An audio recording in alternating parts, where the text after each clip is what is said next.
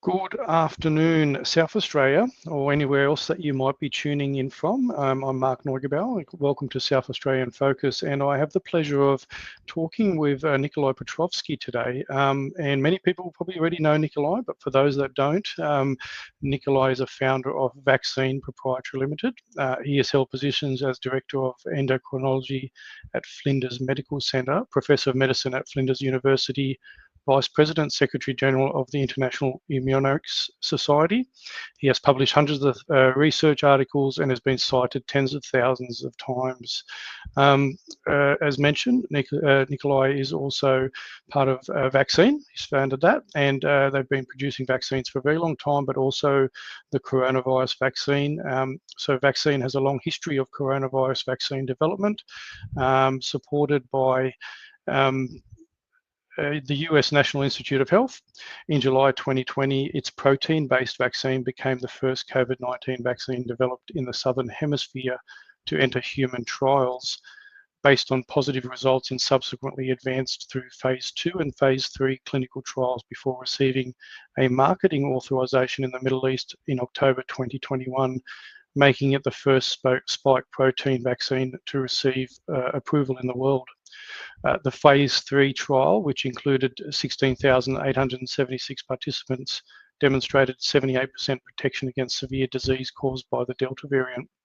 To date, 8 million doses of vaccine have been delivered in the Middle East by Vaccine's partner Synergen Corporation. Notably, the vaccine has not exhibited serious side effects encountered with other types of COVID-19 vaccines, such as myocarditis and clotting disorders.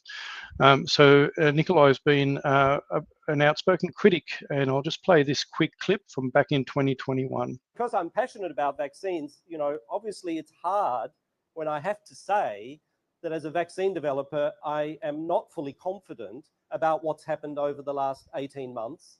And I'm not the only vaccine developer in the world who is extremely uncomfortable right now. And as I say, that's really hard to say because it could be misconstrued, but it's a fact. And we have a situation where we have some very new technologies in their infancy, and that is the mRNA vaccines and the adenoviral vector vaccines, which are the only ones that you're being forced to have, or certainly some of us are being forced to have, to remain in employment. And the question around, well, what level of confidence do we have that they have been through the usual process, which is usually 10 to 15 years of rigorous testing in just thousands of people. Now, those thousands of people accept the risk because they're in a clinical trial. They're given a very extensive warning, this could kill you, this could maim you, and they still sign up and agree to that process. And then they followed for 5, 10, 15 years. And if they survive and there are no terrible occurrences, then regulators will look at all of that data and approve the product. Now, that hasn't happened in this situation, which is really a first. And so, we all have to sit back and say, well, should then everyone who gets these vaccines be signing an informed consent form as if they're in a clinical trial? Now, my personal perspective is, first, no harm, and two, the principles of informed consent. So welcome, Nick. That goes back a little while, and it almost seems like it's an eternity since you talked into that back here in Adelaide, and a great bunch of people there in Adelaide that you've been involved in as well that have been fighting back. So, do you, going back from that, is it worse than what you thought back then? So you were quite vocal back then, and you were quite open, very, very open, as our audience clearly heard. And welcome, and just thought I'd get you to talk into that. It was where you think we are now from where you spoke there 3 years ago. Well, I certainly, listening to that, don't retreat from the comments that I made. It was an emotional time, and you always worry when something is played back to you that was very impromptu. I think the microphone was thrust into my hand. I wasn't prepared or expecting to speak.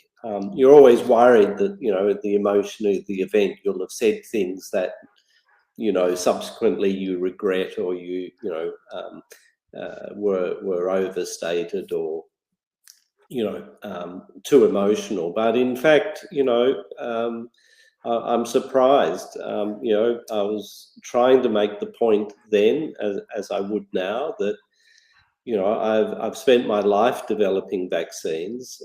I'm very passionate about the importance of vaccines, but in attempting to protect, you know, what I see as the future of vaccines, sometimes that means you have to speak out against authority. If authority are, you know, doing something wrong or potentially harmful, that will have repercussions into the future. And you know, at the time I spoke, that was just when the vaccine mandates were being rolled out, you know, by Nikolai Petrovsky and the South Australian government, and similarly in all the other states of Australia, and also in other parts of the world like the United States. And you know, again, the facts haven't changed. These vaccines were conditionally approved that were being mandated. And there's an accepted principle in the US. It's actually a firm legal principle, not so much in Australia, but an accepted principle that you cannot force someone to have an experimental treatment. You know, that breaches the Geneva Convention, you know, the Declaration of Helsinki, breaches the principles of informed consent. And yet that's exactly what was done, you know, here in South Australia and in every other state in Australia by misguided health authorities. And it's unfortunate, but, you know, these bodies don't always get it right. And it's up to experts like me to, you know, to speak out when we think they haven't got it right. And again, it's really an obligation on us to do so. And there is meant to be an obligation on them, one, to listen, right? Because, you know, they are meant to be acting in the best interest of the population, which means listening to different opinions. And secondly, there's an obligation not to target or victimize those who do speak out and try to point out an error,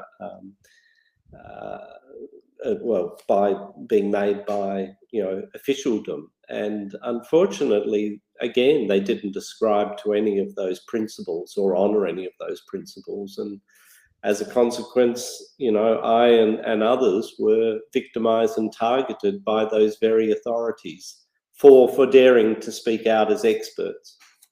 So it's been and it continues to this day. So the targeting, the victimisation in South Australia is ever present and ongoing. They you know, the people we're dealing with, you know, are just not nice people.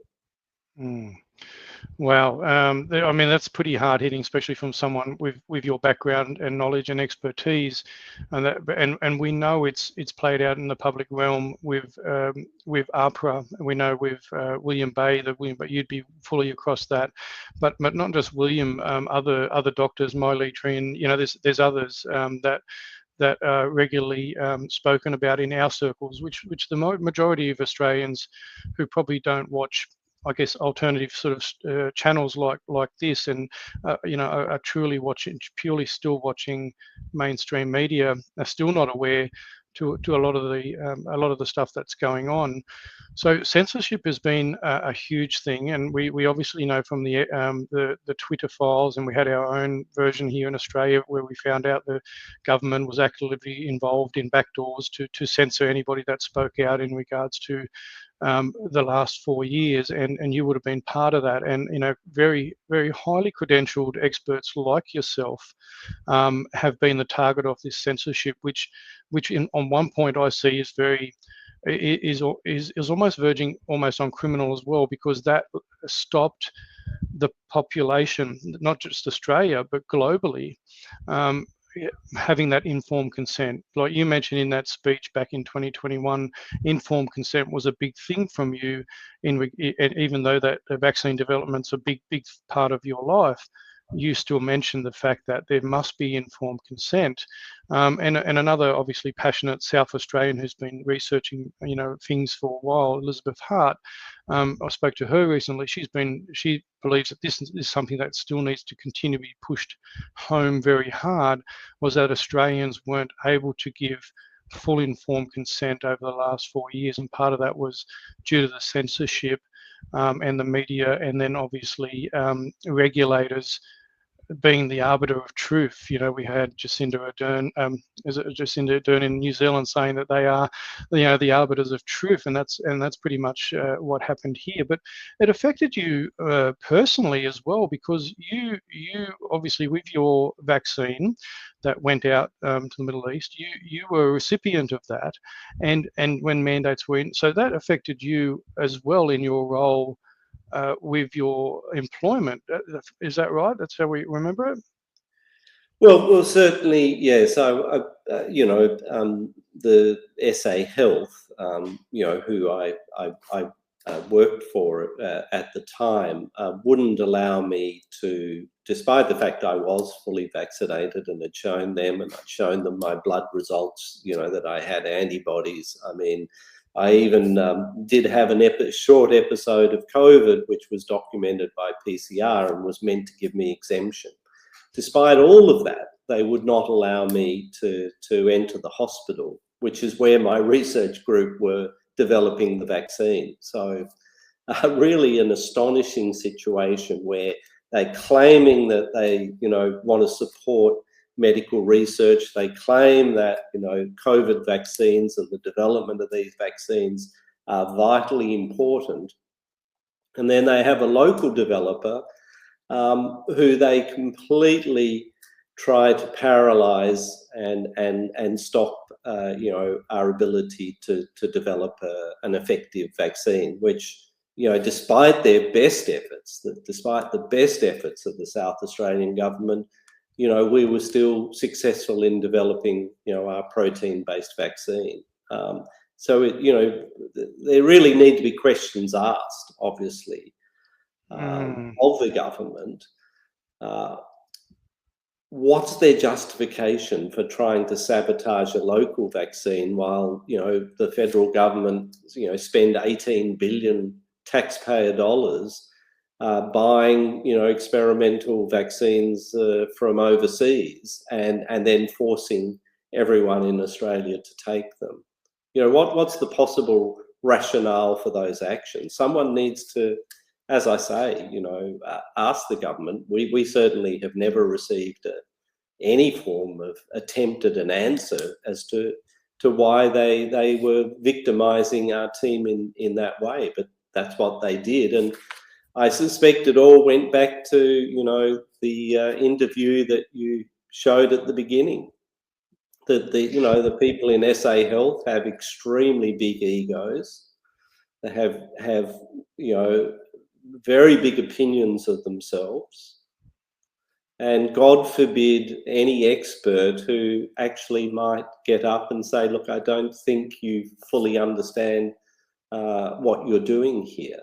So I think all the victimisation and targeting really comes down to, the egos of the health officials involved, and also, the fact that they had these vested interests in pursuing the mandates and in driving the use of very particular vaccines for reasons that, again, I think escape most people. Why were they so heavily invested in these new genetic technologies? Why was it that they didn't want to see a more traditional protein-based vaccine, being able to compete with those genetic vaccines they were pushing? Again, there's, I think only a royal commission would be in a position to force answers and actually get them to explain their actions. And it's for those reasons that I've been very much an avid supporter that we must have a royal commission to force, the people involved, the officials, to justify their position, justify what they did to people, and justify the damage that they caused. Yeah, 100%. And I want to come back to the more South Australian thing in a minute in regards to the other research that was shut down, because that was absolutely disgusting as well, what happened in regards to the cancer research. But keeping on topic of your vaccine and the others, the Therapeutic Goods Administration also had a big part to play, obviously, because they delayed the approvals of yours at a federal level, at a regulator level, and we saw even with repurposed drugs that were showing great results overseas and elsewhere, they were also demonized by the TGA. Now, I've got to remind our viewers that the TGA is funded over 90% by industry.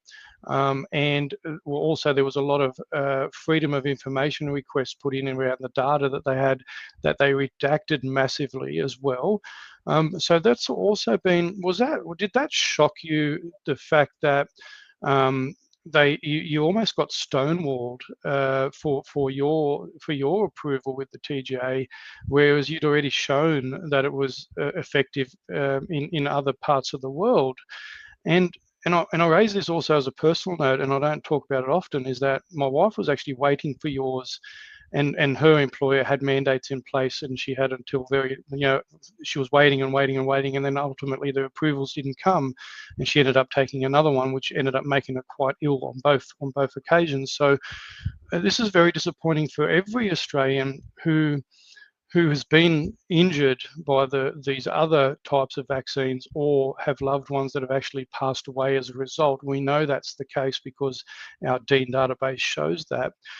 Were you very surprised at the fact that you were stonewalled so heavily for your product here in Australia?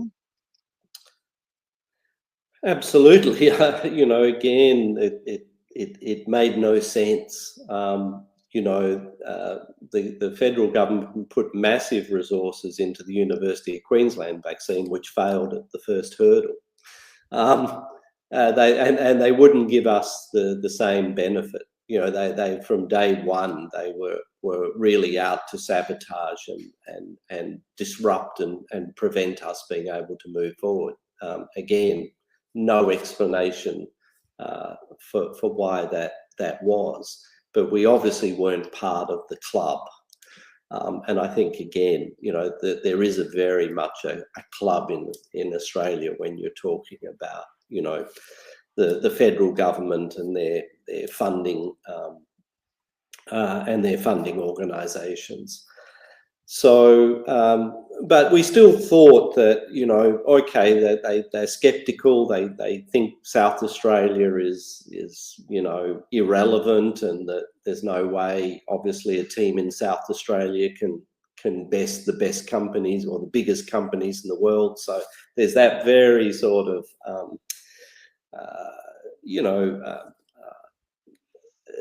view held by Canberra and the people in Canberra, and the other big states, that nothing good can come out of South Australia. And so I think that we were lumped in with that because we were a South Australian team. So I think initially they were just doing their usual, just being dismissive of the fact that we were from South Australia, despite the fact that we actually had the strongest track record, at least in Australia, if not internationally, of developing coronavirus vaccines. We developed one for SARS, over a decade ago. We developed one, the successful one for MERS, that was shown to work in camels quite a few years ago. We developed the world's first vaccine against the swine flu back during the 2009 pandemic. So no one else in Australia had the credentials we did, but still they initially just dismissed it because it was South Australia. I guess going forward, we thought, well, okay, they're sceptical. we'll maybe once we have it in clinical trials, once we have data that we can actually demonstrate to them the vaccine's working, they'll change their position and become more supportive. Unfortunately, by then they'd really locked in their position. And I think now it was ego that to admit they'd got it wrong when we clearly were now, moving forward at lightning speed. Queensland had fallen over, so they'd backed the wrong candidate. Disastrous failure. We were the one they didn't back that was being successful. So we thought, okay, all right, maybe they don't want to admit they got it wrong, and how can they be sure we're going to go all the distance? So finally in October 21, we actually got phase 3 results, clearly showed it was working in very large numbers of people, and we got our first approval in the Middle East. We thought, okay, now the doors should all be open. I mean, there's no questions left. Like, we've proved it all. It's a successful vaccine. It's a local vaccine. It's the only local vaccine. Now surely they would find some way to sort of change their position and come on board. But they doubled down. And particularly the TGA, not only did they stonewall, they actually came after us. And under freedom of information, we now know that John Skerritt, the head of the TGA, decided and was instructing his people to personally target me and my vaccine. And they pulled this stunt of issuing us with an infringement notice which is quite an expensive infringement notice, unlike a speeding notice. This was a over $13,000 infringement notice, because we'd actually dared to get on a blog and talk about our clinical trial, which your wife obviously was one of the people wanting to participate. But we did get it approved by the ethics committee, and we were just starting the trial, and we thought we need to let people know we're doing this trial. And the TGA said, how dare you actually talk about your vaccine and about your clinical trial, and issued us with this fake infringement notice. We had an ex-judge look at it, and he just laughed when he looked at it all. But he said, look, you've just got to pay it, because, if they really want to target you, they can increase that penalty to $11 million.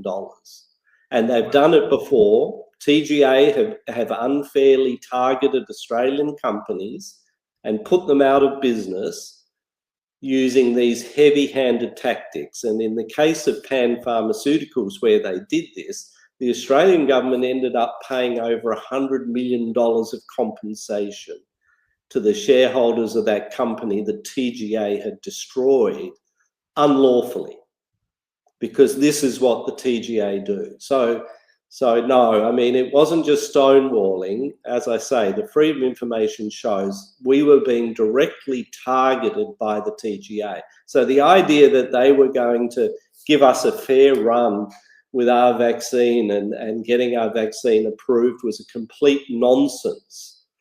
That was never going to happen. Wow, that's just that's shocking. And to be honest, I'm not surprised. I mean, as I say to a lot of people, I was born 5 years ago to a lot of things that were going on, and I think a lot more people are realising in regards to our regulators. Our regulators, and we did touch on early when we were initially chatting backwards and forwards about the politics and how the bureaucracy. Things really need to change in this country.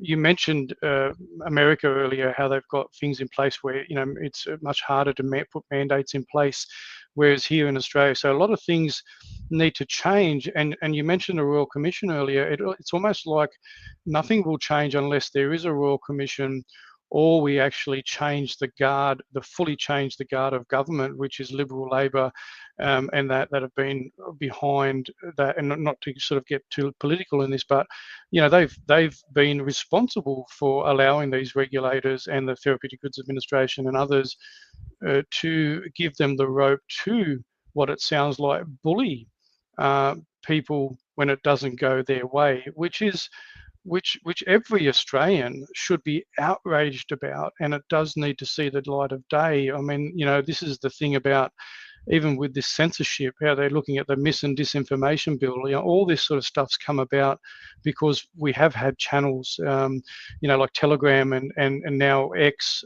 being, you know, free speech, but they're looking to really suppress that because people are gaining knowledge that they weren't able to access earlier. And, you know, I'm obviously not surprised hearing you say what you've said about the TGA now after 5 years, and a lot of other viewers possibly aren't, but there's probably a lot of people out there that would be absolutely stunned to hear those revelations about what our authorities can do, the bureaucracy can, and how they can harm startups and businesses.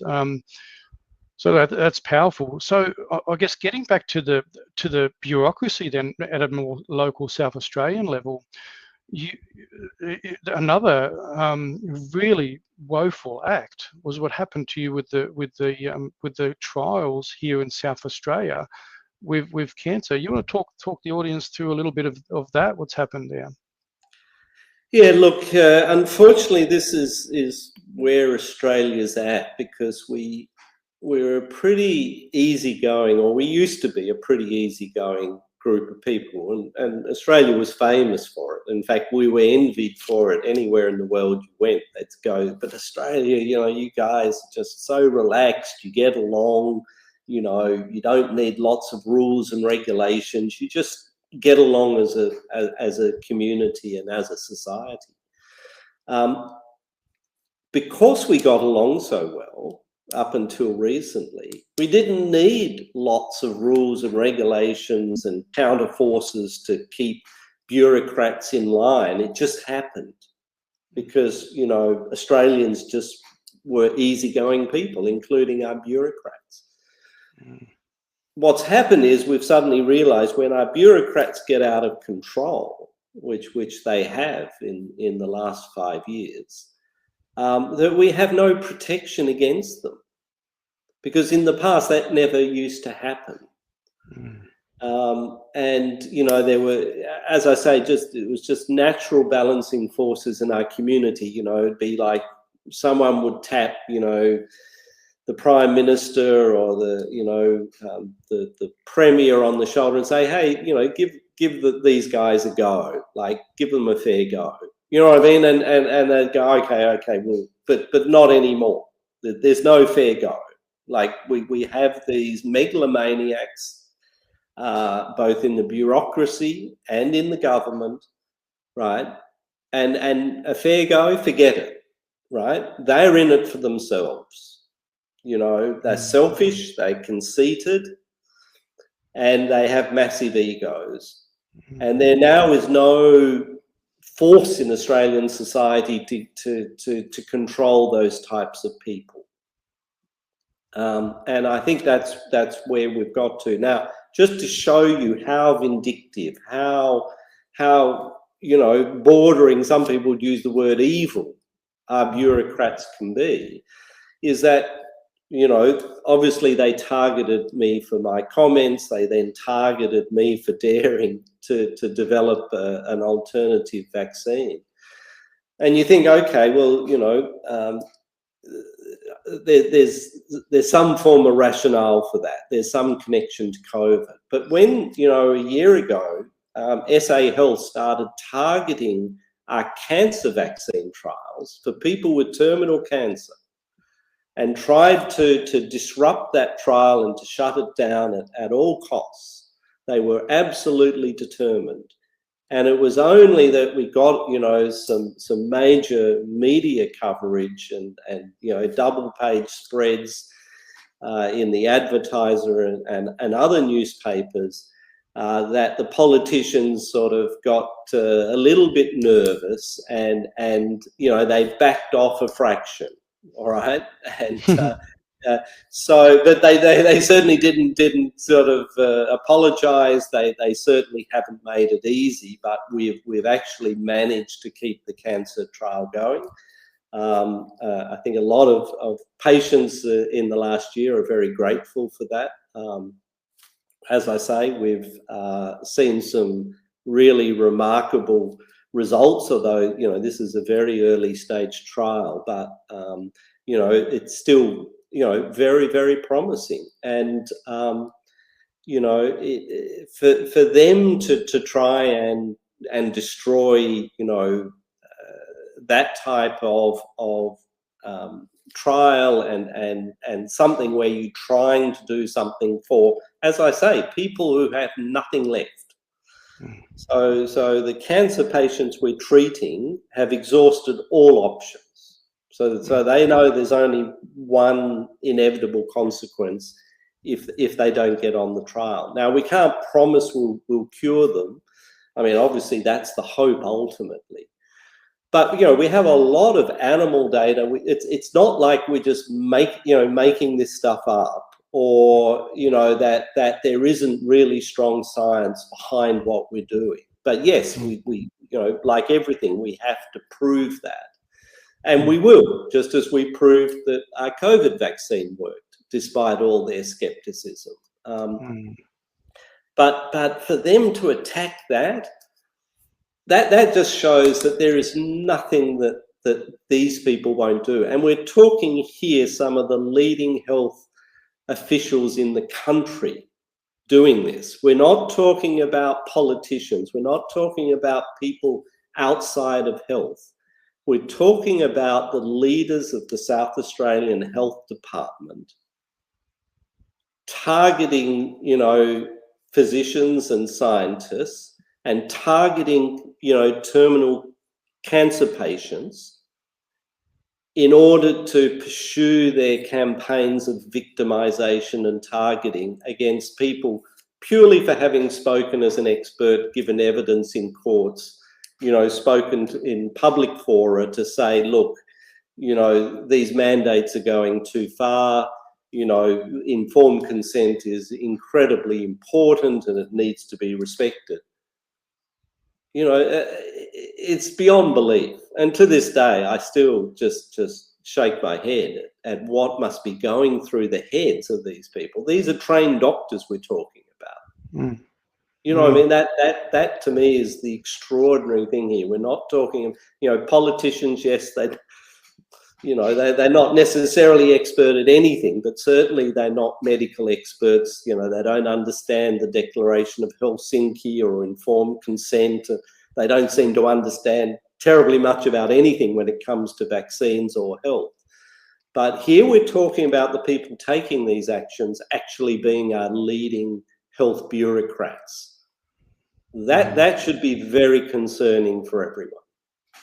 Yeah, 100%. And, you know, this is the thing, and I've reflected on this a little bit because I was quite frustrated at politicians, whether they be Labor or Liberal, in regards to the actions of what happened over the last 4 years.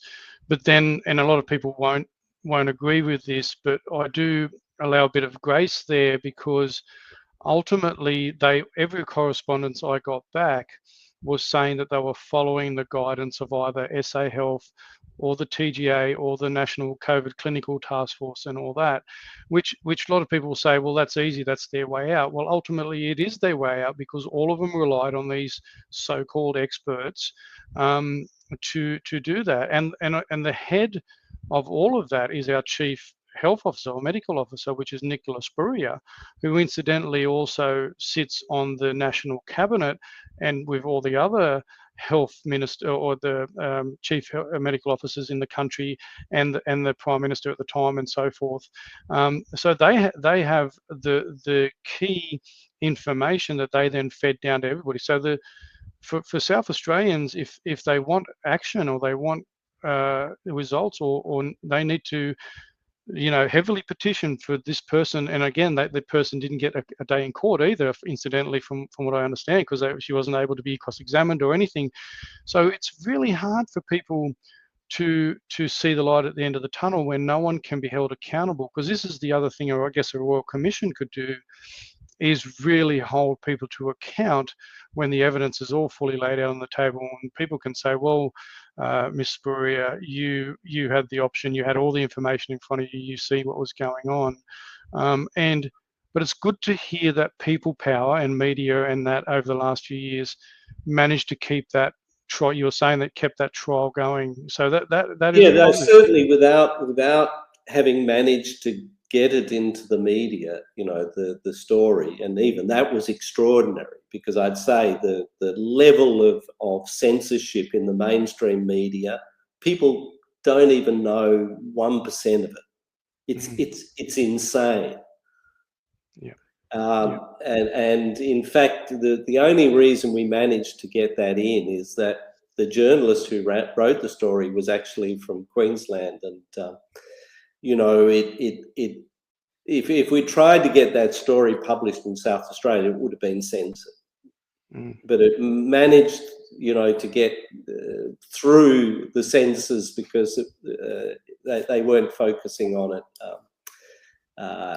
and you know, it certainly, you know, politicians that's the only thing they care about are votes.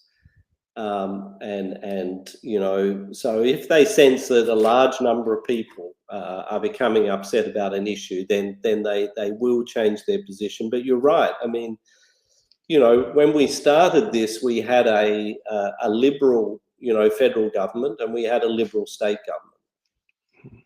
And so when we saw that, you know, both those governments are getting removed and replaced with Labor governments, we thought, oh, great, you know, fresh. The immediate thing they both did was to signal that they weren't in any way going to change the policy. So the new Labor government in South Australia, the first thing that, you know, Chris Picton did was reappoint Nikolai Petrovsky to a new term as Chief Medical Officer. The first thing that Mark Butler, as Federal Health Minister, did in taking on the health portfolio to replace Greg Hunt for the Liberals was to reappoint Jane Holton, who was the key advisor to Greg Hunt on all matters COVID. He got her. The first thing he did was to give her a new appointment under the Labor government. So you're right, it really doesn't matter. This isn't about Labor or Liberal. It's about weak politicians overall. You know, unfortunately, Australia, I'd have to say, the last 5 to 10 years, we've had a miserable, just a lack of true leadership, a lack of statesmen or stateswomen, in politics. It's become very much about, getting elected, doing whatever you think will get you the votes, but no principle, no sort of ethics or integrity or desire to make Australia a great place. That seems to have not be on their vocabulary anymore. You have to wonder why. But I think that unfortunately was a terrible environment in which to have a pandemic, without real political leadership, without a Winston Churchill or someone, who was going to hold the line no matter what, even if it, was politically unpalatable. We had no one of that nature. And I think we paid the price for that. So it really isn't about, as you say, about politics in the sense of this party or that party. It's about the general degeneration of politics in Australia and about the really poor quality of politicians that we have at both a state and federal level. And as I say, that's not about one party or the other. It's about across the board. And I think, this is the sentiment people, when I talk to them, they all share the same sentiment. We've never had a worse crop of politicians, probably in Australian history. And Australia is paying the price. The community is paying the price for the poor quality of our politicians. So how you fix that, is a big question. And I think it's a question for the whole community. to work out how do we get a better quality of politician. Yeah, absolutely. And obviously this year we've got a federal election that's going to be coming up anytime between now and May, and I'm actively looking at obviously agitating that space to try and encourage as many independents and the minor parties and those people that have shown character and guts, and I guess it's just that ability to be critical thinkers rather than just yes men. And I think unfortunately a lot of politicians and or bureaucrats have done that, which kind of almost segues into something I was going to talk to you about again in regards to the global kind of influence on Australia as a nation, and in particular the World Health Organization and the IHRs, and how that could potentially. And there's a lot of pushback with Australia exit the WHO. There's a lot of people working in that space. But it really just does worry me seeing what we've been through the last 4 years, then to just give one health power, one world power, or a global power to one organisation that dictates how countries operate in a pandemic environment into the future.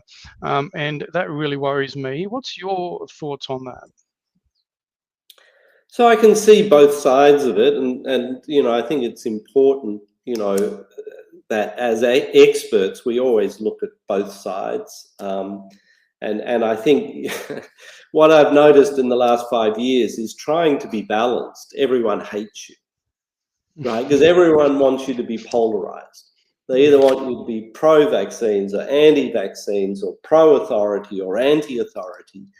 And unfortunately, those of us who try to actually sit in the middle and give a balanced view end up being hated from all sides. And yet that's what we need in Australia, is balance and consideration, and again, looking at all perspectives. So do we need a body like the World Health Organization to try and coordinate responses at an international level? Absolutely. If you look to the days before the WHO and before organizations like the CDC, the Centre of Disease Control,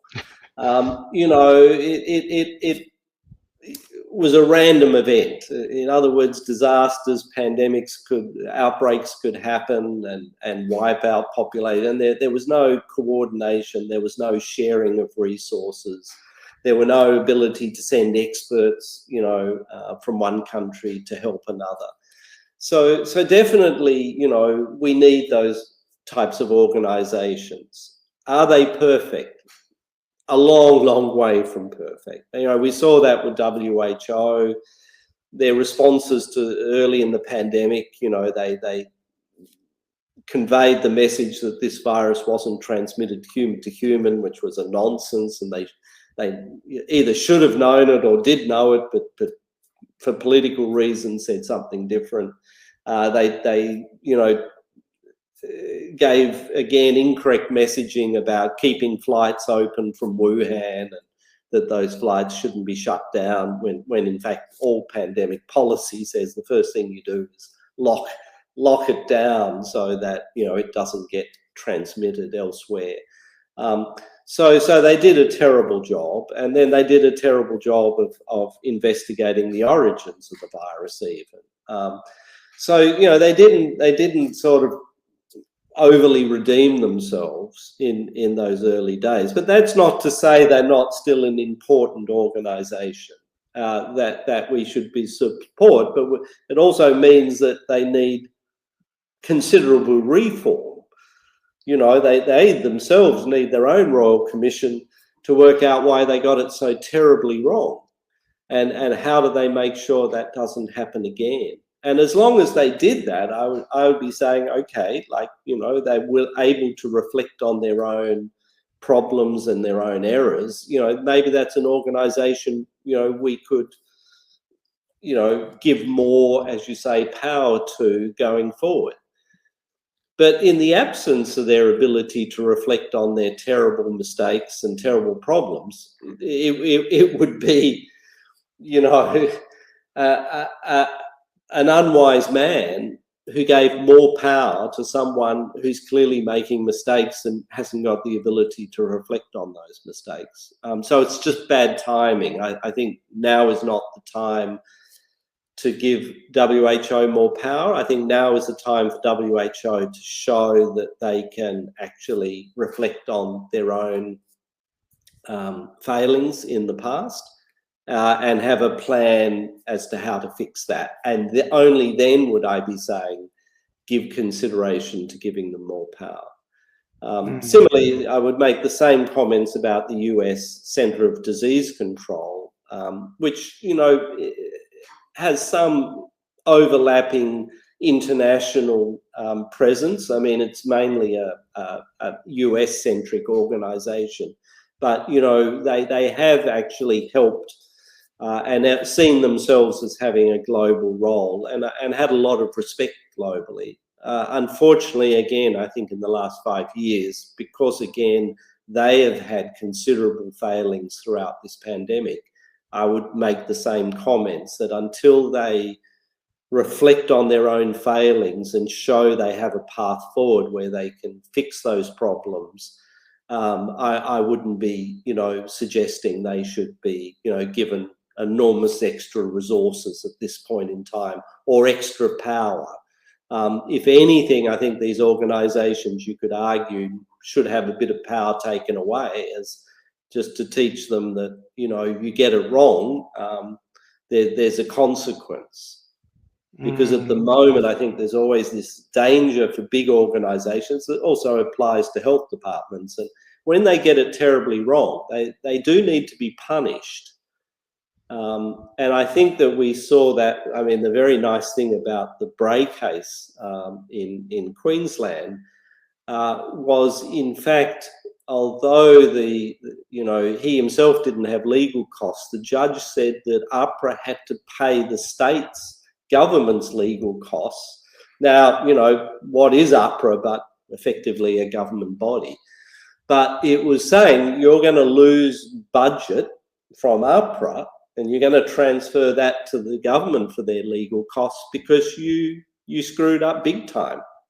I think that's a fair paraphrasing of the judgment as I read it. Obviously, that's not legalese, but you know, the judge was pretty scathing, and you know, as I say, I think it caught everyone by surprise that he awarded that the APRA had to pay the government's legal costs as a form of punishment for getting it wrong. So I think there is you know, rationale behind WHO, CDC in some way need to bear some sort of, you know, punishment or detriment to reinforce to them it's not okay for them to get things terribly wrong. Yes, they're important organisations, but we won't tolerate you know, them making big mistakes, and certainly we won't tolerate them acting unlawfully. You know, the minute they start censoring, you know, which we know these organisations have been doing, telling fibs, you know, acting politically when they're meant to be a medical organisation, if they start targeting or victimising people who've been critics, then they really need to suffer as a consequence and be punished, not rewarded. Yeah, exactly. And that's but that one of the isn't things to say they're not important. And that's where, you know, again, I'm not one of these people who says, "Oh, shut WHO down" or CD. No, you know, that would be a terrible thing to do. They're good people, you know, they're very important organisations, but they have major problems that need fixing before we start, you know, rewarding them with extra powers. Yeah, and so it's that accountability and punishment that you're talking about. Is it that, you know, even the public now needs to see that to have any sort of any respect earned back again from those. And I remember back a few years ago talking to Philip Altman, who was obviously advising the regulators and that as well. And he was, you know, massive. He said they were very, very good people, and he's had great relationships with them. And you know, some people are saying to shut that down as well. But it just needs sounds like these they just need a massive broom through them, or like as you say, some punishment or accountability to get back to doing the effective job that they used to do, I guess, decades ago, what they were responsible for. And it isn't just Australia, though. This was a global Western kind of country kind of approach. We saw that in sort of lockstep. So it's, and this is very, very strange for a lot of people. But, if we look at, I guess, Australia's reaction to it all, hindsight's always an amazing thing. And we've heard commentators like Gigi Foster and others that have now looked at all the data, looked at everything, and we look at the infection fatality rate of this thing now. We've got hindsight. We look at the the PCR testing and the overuse of that for asymptomatic people, and so many other things. The people that were actually dying were the elderly, and they were older than the mortality rate of our elderly population. So all these things we now know, but yet we're not seeing really still a shift in the narrative or the information coming out.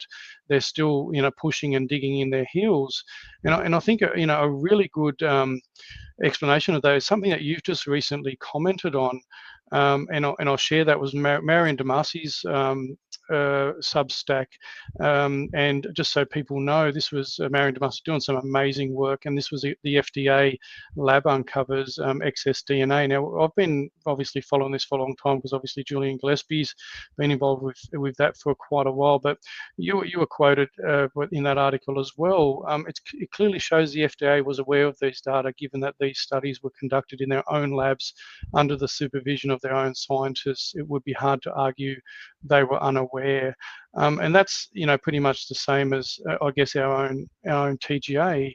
So Australians really need to push for this. So I guess it comes back to what is it? I mean, apart from the Royal Commission, which no political party seems to be having an appetite for kind of pushing or instigating. What do you see the way forward for us at the moment? Well, just to comment on the Royal Commission, I mean, there has been a Senate committee, and the majority on that committee voted for a Royal Commission and actually have decided what the terms of reference. The government, the current federal government, so Labor government, members on that committee in the minority had expressed a minority view that they wouldn't be supporting a Royal Commission. So this is on party lines. It's the Labor Party who are determined, and as I say, you can read their opinion on the government website, but it's the Labor government who are blocking a Royal Commission, not the other parties, because as I say, the Senate committee was obviously representatives of the various different parties, and the majority did vote for a Royal Commission. So I think this one is purely on Labor. Let's make no mistakes. So people are entitled to ask, well, what are Labor so terrified that a Royal Commission will uncover? Yeah, because that's the only reason you don't have a Royal Commission. I mean, you can't claim it's because of the cost. I mean, the Labor government wasted whatever 350 million on The Voice that was never going to get up. Money. They spend money like it's going out of business. So this isn't about the cost of a Royal Commission. The only reason you don't support a Royal Commission is if you know that Royal Commission, using the force of law, is going to uncover wrongdoing by you or your colleagues and supporters. And, so I think it's very clear here, who's blocking a Royal Commission. Maybe if we have a change of government, I'm sure the Liberals probably have their own reasons maybe to be less supportive, but I think if there is a change of government, I would hope that we may actually see a Royal Commission, but we won't if Labor are re-elected, we won't be seeing a Royal Commission. That's very clear from what they're saying. Yeah, yeah, and it's not just that. I mean, that could be years again if Liberals happen to be voted in, but essentially that doesn't help the many, I guess, vaccine injured or people that have passed away as a result of mandates and been taking this thing. And Melissa McCann's got this class action for vaccine injured Australians that's still waiting on final results from that, I believe, as well. And there is genuine people that no longer have any access to the compensation scheme, I believe, as well. So, you know, there really needs to be some action sooner rather than later for the people that have actually been severely affected by the decisions that the governments have made around mandating people to take this thing that was still under emergency use authorization for a long time. So, you know, I feel a lot still needs to be done, and you've been a very brave voice, and you've paid the consequences. You've paid dearly, and you're still paying dearly as a result of speaking out. So, you know, I take my hat off to you for having the courage. I've watched, you know, your other, you know, interviews. You've always been generous with your time to try and, you know, you've had this reasoned approach to things that are going on, which I think a lot of people appreciate a lot. And obviously want to give you the opportunity to talk about things that are going on for you now. Obviously, you've been very generous with your time and don't want to make it too long. But there's one thing that, and I'm kind of going to play the devil's advocate, because I guess, and I raised this from a base of all my kids are vaccinated, childhood vaccines. I was vaccinated, never had any issues. As I said, 5 years ago, I woke up to a world that I didn't really know what existed. And a lot of credible people that I talk to, that I've got to know over the period of time, are also now not just I guess the COVID vaccine. Definitely, there's enough cause for people to go, hang on, there's something really wrong here. But I'm hearing very credible people also challenging traditional childhood vaccines. And I wanted to get, I guess, your take on it. I know it's pretty hard because you're a vaccine developer, that's your career and that's your job, and obviously it's a position from where you come from. But I did want to ask a question on a lot of viewers that do that have shared comments with me, and I'll just quickly share a screen, and you can comment into this if you want to. But 2 screens I'm going to share. So one of them is a lot of people bring up this whole vaccine reducing, the disease reducing way before vaccines were initiated. So kind of that's one thing, the trending down. So a lot of people bring that up with me all the time. And the other one is this study by Dr. Paul Thomas that people keep bringing up with me, is his research in regards from his clinic of vaccinated and unvaccinated children in America that have a better health outcome for unvaccinated children. Now, I keep having this, obviously, in these discussions. Obviously, there's much more controversial topics, like you've got the germ, theory, and then you've got, people thinking viruses don't exist, and there's a whole plethora of stuff. Obviously, that we talked to Professor Ted Steele. We're talking about meteorites and all that sort of stuff, but. So I don't want to kind of go into that side of it, but those 2 slides in particular, I wanted to kind of get your take on, that reduction of the disease before vaccines, and then also the study from Dr. Paul Thomas. Have you, and as a developer, have you got any kind of feedback or insights to that? Look, again, one has to be really careful when you're pulling data apart. Particularly non-experts, I have to say, and I've seen some real travesties of that. Because data isn't as straightforward as people imagine. There's lots of biases and confounders that have to be corrected for, and so it's. And I don't want to sound, dismissive. But most of the analyses I've seen over the last 5 years, even of some of the vaccine data by groups who are not supportive of vaccines, if we put it that way, is somewhat misguided and simplistic, and therefore not credible. So taking a snapshot of diminishing disease, like whatever disease you want to look at, infectious disease. Yes, if you look over time, then, you know, hygiene, you know, better food, nutrition, has definitely driven infectious disease rates down. But, you know, the vaccines also, and this is where you can't, you know, say, well, it's all this and it's not this. It's a combination of things.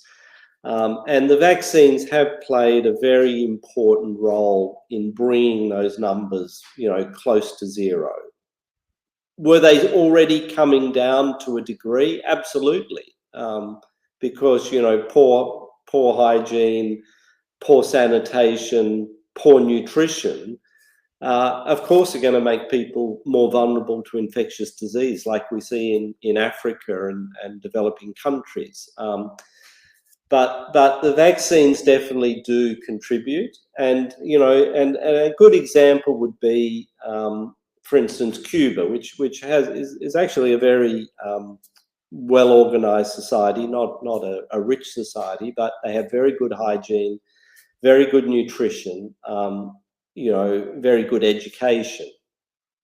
But if you look at, say, their hepatitis B incidence, and they monitor this across the whole population, it's only 10 million people, so, you know, they got very good health statistics. And they've shown when they introduced, because they couldn't afford 20 years ago to be buying, you know, the US vaccine for hepatitis, so they made their own, you know, very similar, but made locally. Now sold, I think, in 50 countries of the world in the developing world. It's a very good vaccine. And they can show, you know, the same graph you're showing, but, you know, from the day they introduced their hepatitis B vaccine to now, they have eradicated chronic hepatitis B in Cuba. And it's very clear. It peters off, and then they have an occasional case, and, you know, but they've got it basically to zero. They couldn't have done that without their vaccine. So I think we've seen the same with measles, that yes, you know, we used to have millions of cases of measles, and then it got down into the thousands and then the hundreds, but it really then required the vaccine to get it down to zero. And every time people stop immunising against measles, and we've even seen this in Australia in recent years, you know, you'll suddenly start to get measles outbreaks again. So it's a combination. And so, yeah, trying to attribute all of the reduction in infectious disease to better hygiene and nutrition is again just overly simplistic, and it doesn't do justice. That you know, those vaccines, you know, do a good job and assist to get the numbers to zero, because that's what we're trying to do. You know, we couldn't have eradicated smallpox. I mean, those you know, those of us of our age, we all have a smallpox mark.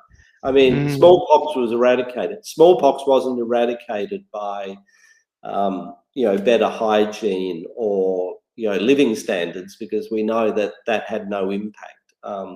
You know, it was eradicated by the vaccine, which fortunately now people don't have to have anymore, because smallpox doesn't exist. So good vaccines do an amazing job. So let's not throw the baby out with the bathwater.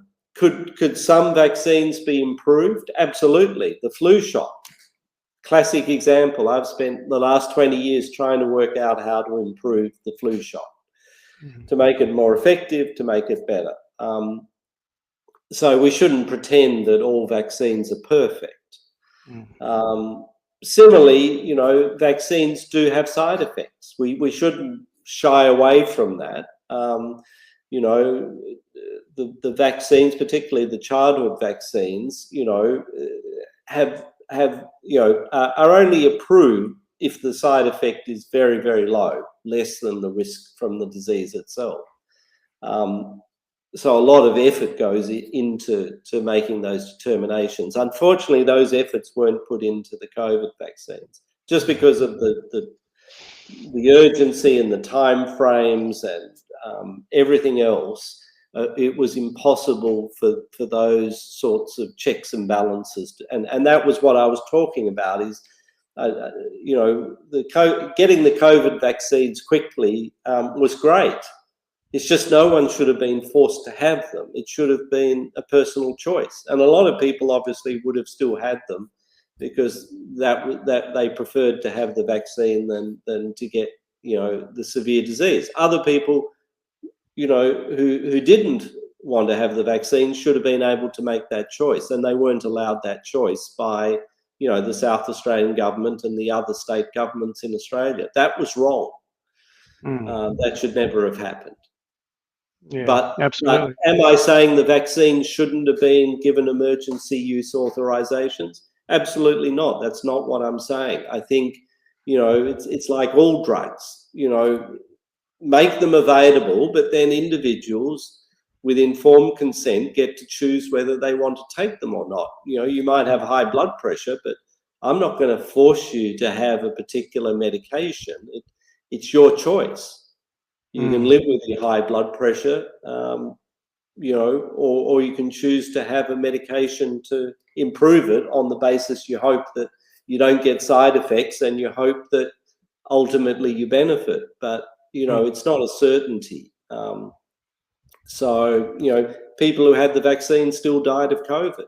Large numbers of the elderly in Australia, you know, got the vaccine and then died of COVID infection. So, you know, in their case, they would say, well, there was no benefit. Others might claim, you know, oh, well, because I've had the vaccine, I'm still alive. Well, you know, that's a harder thing to prove, of course, because that's a matter of faith.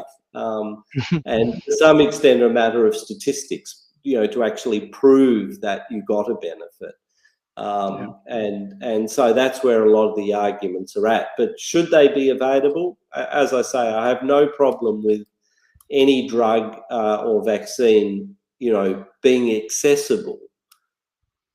The issue becomes when you start forcing people to have those against their will. I think we've got a major problem. But I'm not one of the people who are advocating, you know, to take all these vaccines off the market and stop giving childhood vaccines. That would be a terrible mistake. And I think the community would pay the price if people went in that direction. So again, it's difficult because they're nuances. But unfortunately, these polarized groups on either side of the debate have no time for nuances. And yet it's nuances that actually are the strength of our society, I think, is understanding those nuances. Yeah, and I really appreciate that because I mean that's again your balanced view on that, and I did throw that at you, and because you weren't obviously prepared for me bringing those up, and I appreciate that you know obviously it's challenged an industry that you're actively involved in. So appreciate that you took the time to answer that as you did, and you know talking about that informed consent again, and this you know I talk to my friend Bruce Pay regularly, who's a doctor. You know, he said this very much undermined the doctor-patient relationship. So the bureaucracy and politicians undermined it, and he had you know, obviously, you know, really took Nicholas Spurrier again to task for undermining him as a doctor in his doctor-patient relationship in regards to. You know, he was writing exemptions for certain things and it was being overruled by someone that had never met the patient, and that should never happen. It should never ever happen. You know, it is a sacred thing that the patient goes to the doctor. They know your full medical history, your lifelong, possibly in cases lifelong history. No one else should come in the way of that, and it kind of hammers home what you've just articulated as well. And so you've come from this, you know, this again, it's that, yes, do improvements need to be made?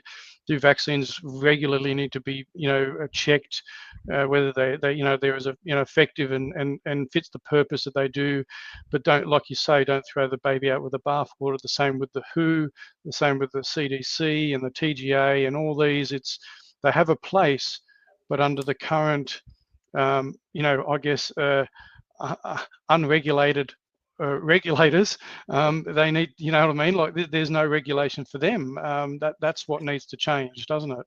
No, absolutely. And I think, you know, we're seeing that in the US. I mean, obviously, you know, with the new administration coming in, I think in a week's time or a bit over a week's time, I mean, the first thing is that they're going to be replacing all of the heads of you know, the Department of Health, the NIH, the CDC, you know, for good reason. That again, those organisations all need to, you know, be reformed and so that they are responsive to the community going forward and are fit for purpose.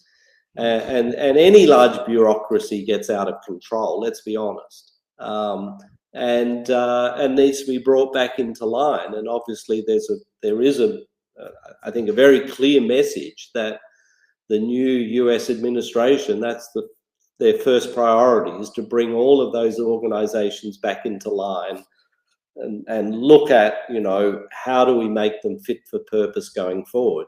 We aren't seeing that in Australia from either the Labor or the Liberal. There's no suggestion, again, of, you know, how do we, you know, fix these organisations, whether it's the TGA or APRA or any of these, or the State Health Department.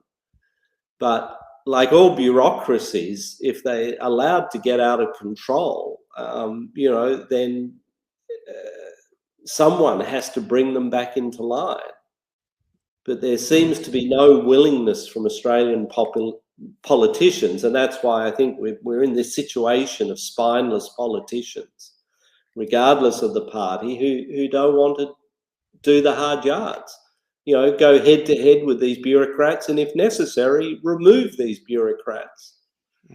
Just as the new US administration is planning to remove all of the senior bureaucrats, because that's the only way things are going to be, you know, improved and reformed going forward. We definitely need the same thing in Australia. Unfortunately, there's no sense of political appetite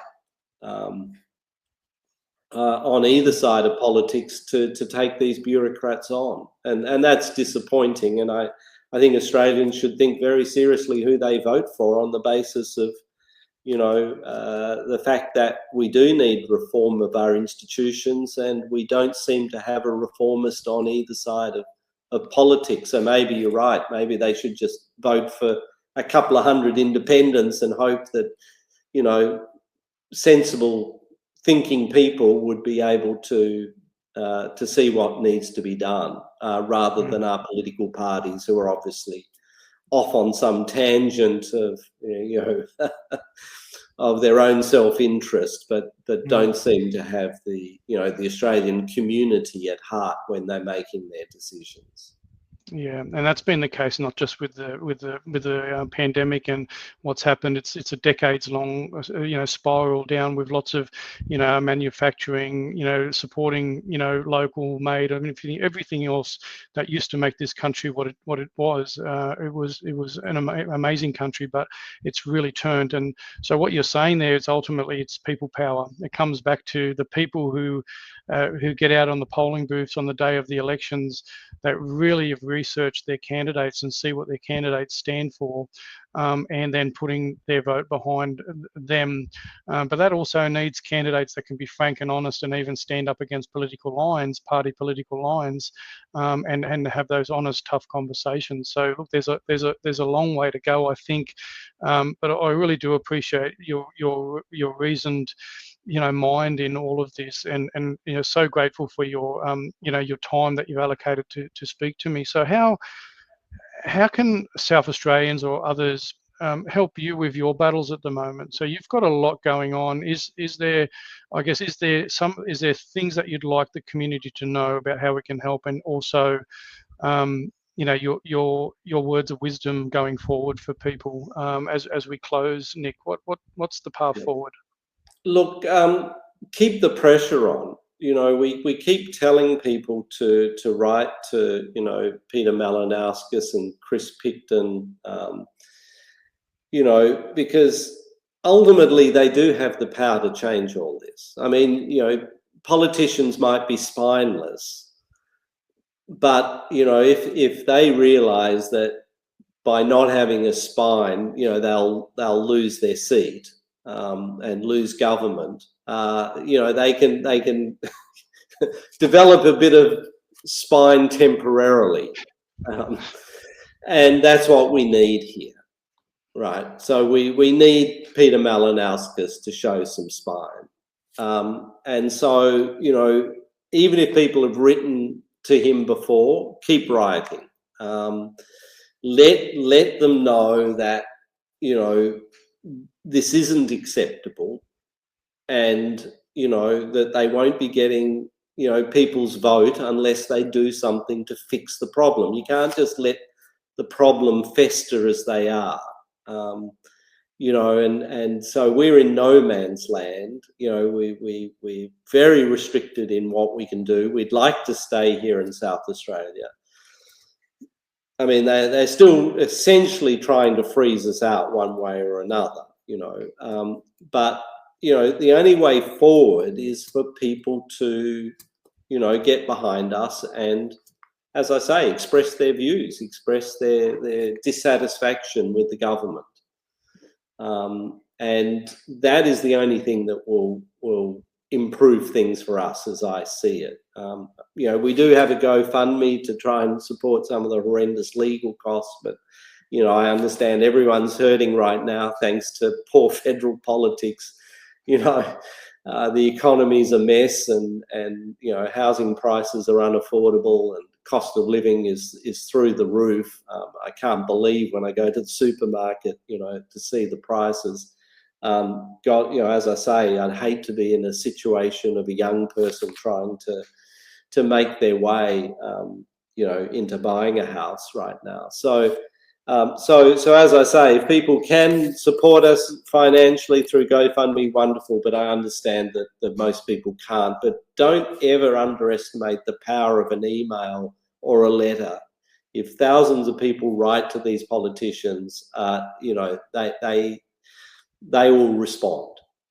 They mightn't write back, but they will realise things are out of control and will do something about it. So please, just flick off emails, flick off letters, as I say, particularly to Malinauskas and Picton, because they ultimately are in control of SAL, believe it or not.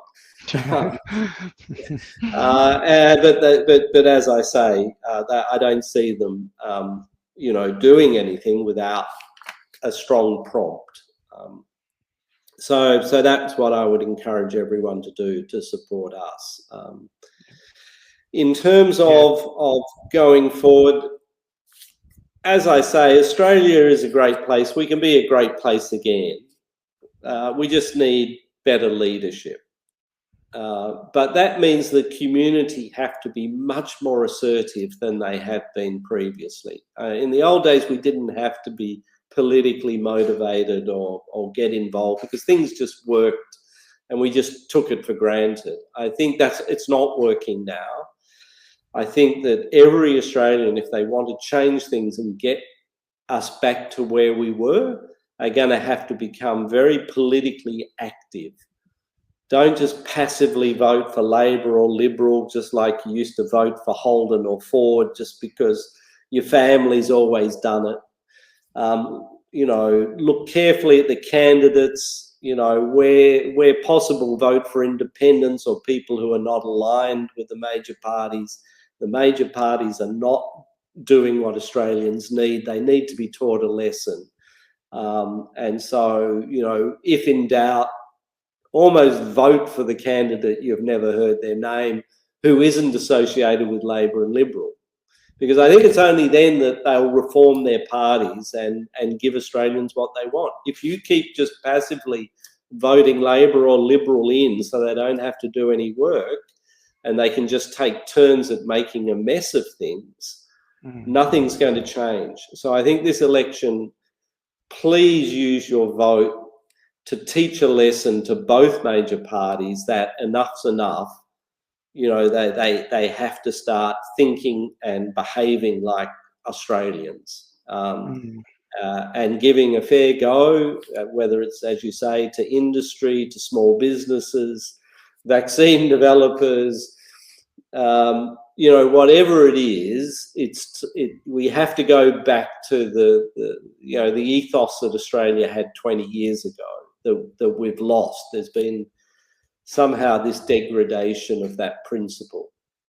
Yeah, absolutely. Very, very but wise words. people need to, this is the one year when everyone needs to think about their vote and how to make it impactful.